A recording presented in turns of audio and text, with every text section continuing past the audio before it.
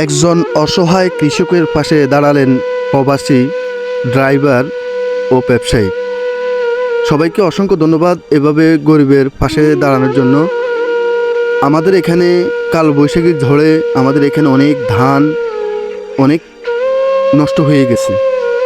তো একজন কৃষকের মাথার ঘাম ফায়ে ফালানো টাকা খরচ করে এই মাঠে ধান থাকবে এটা হয় না। তাই অনেকেই চেষ্টা করে প্রবাসীর মাধ্যমে কয়েকজনেই আজকে তার জমিটা কেটে বাড়িতে উঠিয়ে দিয়েছেন। আসলেই এই ধরনের কষ্টগুলা, এই ধরনের পাশে দাঁড়ানোর আল্লাহ পাক সবাইকে তৌফিক দেয় না। মানবতা এখনও কিছু বেঁচে আছে। সকল মানবতা যারাই দেখাচ্ছেন সবাইকে আন্তরিক অভিনন্দন ও ধন্যবাদ জানাই এভাবে অসহায় কৃষকের পাশে দাঁড়ানোর জন্য। আপনারা আমার এই ভিডিওটিকে স্কিপ করবেন না।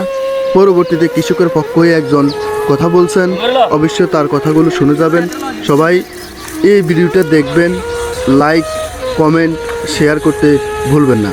কথাগুলো শুনবেন মনোযোগ সহকারে, আপনাদের কমেন্ট করে বলে যাবেন আপনাদের মতামত। সবাইকে ধন্যবাদ। আমাদের মাঠে ঘাটে কোথাও ধান দেখতে পাচ্ছি না। এখানেতে অনেকগুলো লোক এই মাঠে এখন আমাদের ধানের এখন শেষ পর্যায়ে এই মাঠে এখনো ধান দিতেছে। এটার কারণ কি?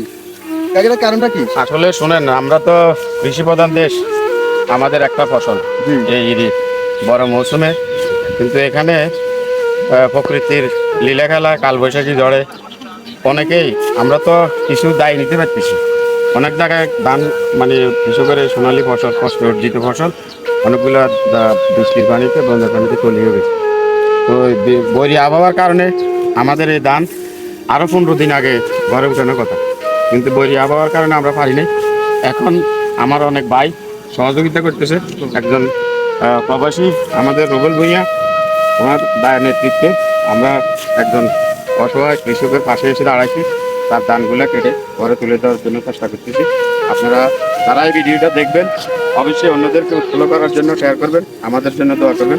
সকলের জন্য শুভকামনা রইল। আসসালামু আলাইকুম। আপনাদেরকে অসংখ্য ধন্যবাদ। আপনারা মানবিক কাজে একজন গরিব অসহায়ের পাশে দাঁড়ানোর জন্য আপনাদেরকে অসংখ্য ধন্যবাদ। দর্শক, আপনারা অবশ্যই ভিডিওটি বেশি বেশি করে শেয়ার করবেন।